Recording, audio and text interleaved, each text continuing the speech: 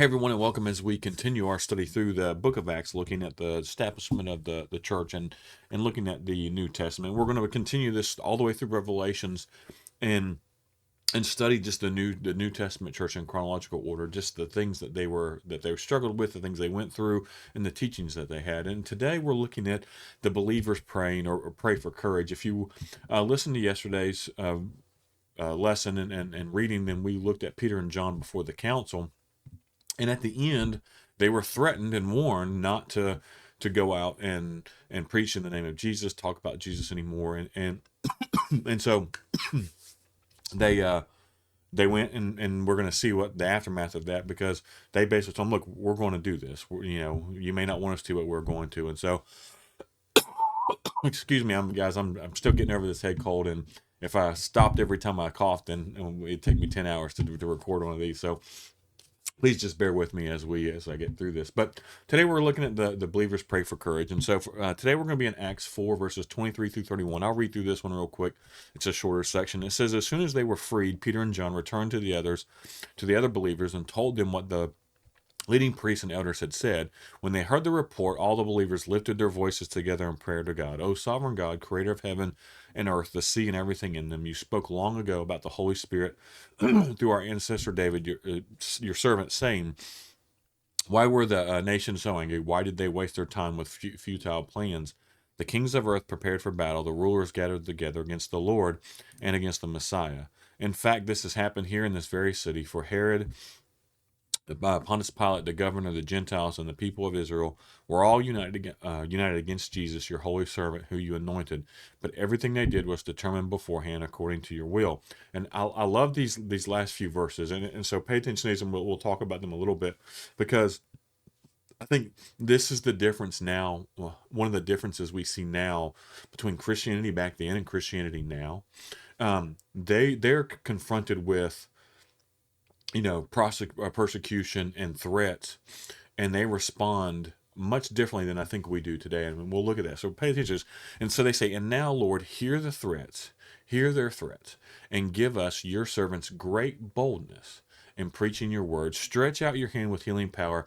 May miraculous signs and wonders be done through the name of your holy servant Jesus. After this prayer, the meeting place shook, and they were all filled with the Holy Spirit. Then they preached the word of God with boldness. And so they went out and they prayed for boldness, and then they went on and had the boldness.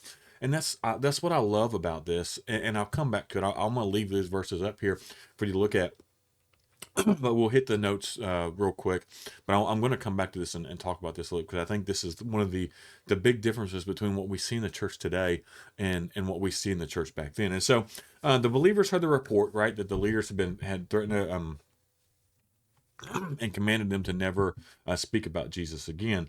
And so we see here that the Christian movement in this moment was clearly under attack from religious authorities. So what did they do? They united in prayer. They united in prayer. They were under attack from the religious authorities here, governmental authorities, and they turned to God. They placed their troubles before Him and asking Him to make them bold in speaking the message, and to divinely confirm it with signs and wonders. And He does it. God dramatically answered their request. And this is the interesting thing.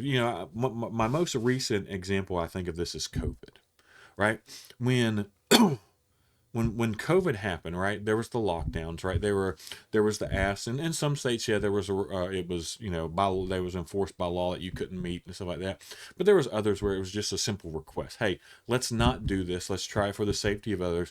Let's try to do this. But there were some states where it's like, no, we are not going to meet. And if you meet, we're going to come in and arrest you and stuff like that. And I saw the reaction of the church. And for the most part, the reaction of the church was to absolutely just freak out and act like it was the end of the world. And I don't mean that in a harsh way, but I saw so many people who, because they couldn't go into a building, acted like they couldn't be Christians anymore. Like they had no, like there was just nothing that, like their Christianity was stripped away from them. And here you have people who are having to meet in homes, and then eventually they're going to have to meet in hiding. And what did they do? And I saw the people, they just went to Facebook, went to social media, just complained and griped and just talked horrible about the people that were all these things. And it was like But what did the early church do when that happened to them? When they were told, okay, you can't speak about Jesus anymore. This wasn't you couldn't meet this. You can't even talk about him. What they do? They went and prayed, said, "Hey, make us bold." And I didn't see that reaction. And I'm not saying that obviously there were some people in the church who did, but for the most part, the reaction of the church wasn't, "Hey, God, make us bold in this, strengthen us so we can get through it and still continue to grow your church." It was, we're going to go and whine and complain and cry, and we're going to try to beat the doors of our church down so we can get back in them, because in a sense, we've made the buildings more important than we have actually with who the church is, and that's a whole nother topic, and we'll talk about that some other time. But they prayed to God, and then they gave God their specific problem and asked for help. Then they did not ask God to remove the problem. Too many times we run into an issue, or we run into something that is getting in our way, and we just ask God to remove the problem. They didn't do that. They didn't say, "God, remove these leaders," or, "God, make it easy for us." They said, "Make us bold, strengthen us, give us the strength to get through this." And this is what we need to start praying when we run into things, right? If we run into things that's a hindrance, or we run into things that's blocking us, instead of whining and crying about it, go to God and say, "Hey, give me the strength to get through this."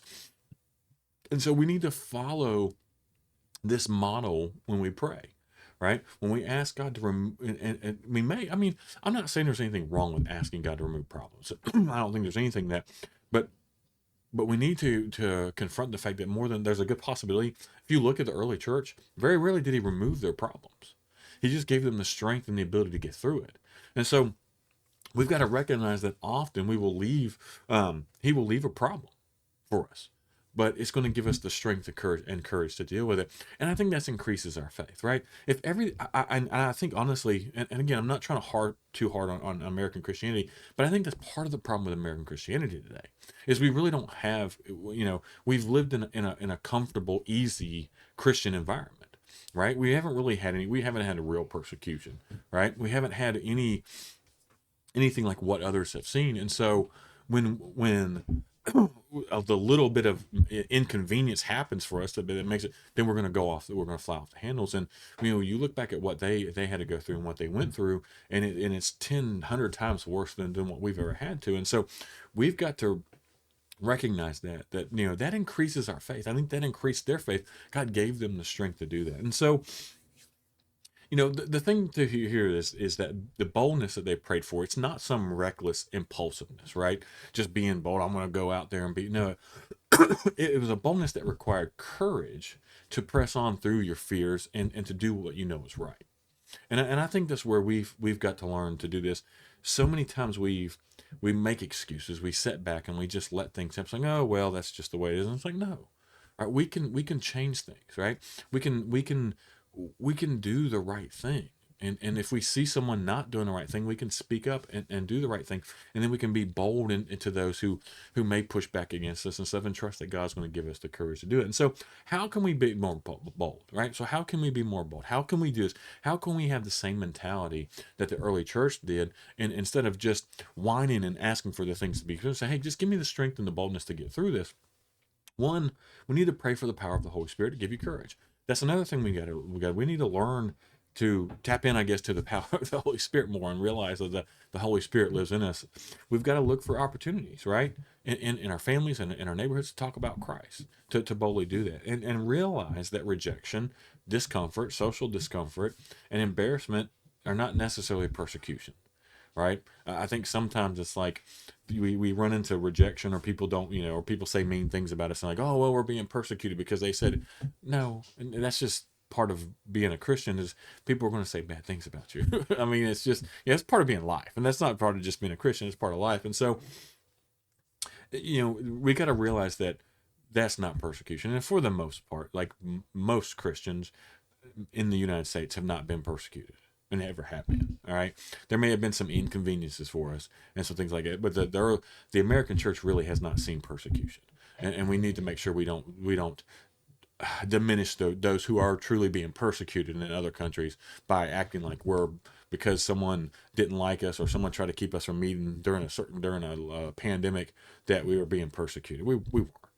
They weren't going just after churches. They were going after everyone who was trying to meet. And so, we weren't being persecuted. We weren't being singled out in that situation.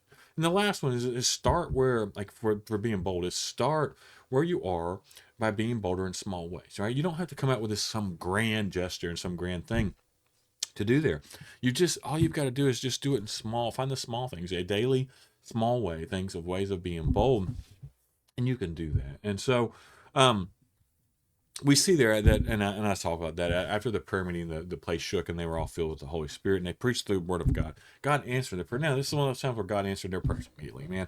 They prayed for boldness, they prayed for this, and God answered it right away. And so sometimes that happens, sometimes it doesn't. Sometimes it takes time. It just depends on God's timing for things, and sometimes they're quickly, and sometimes they're short. And so that's what we see here. And again, this is a shorter section, but this really is. I did a lesson on this one time, and this really is a, you think about it, it was a title, and I didn't come up with this originally. It was called Dangerous Prayers, and this was one of the dangerous prayers, was the to, Lord, give me courage, not don't take away these things, Lord, give me courage.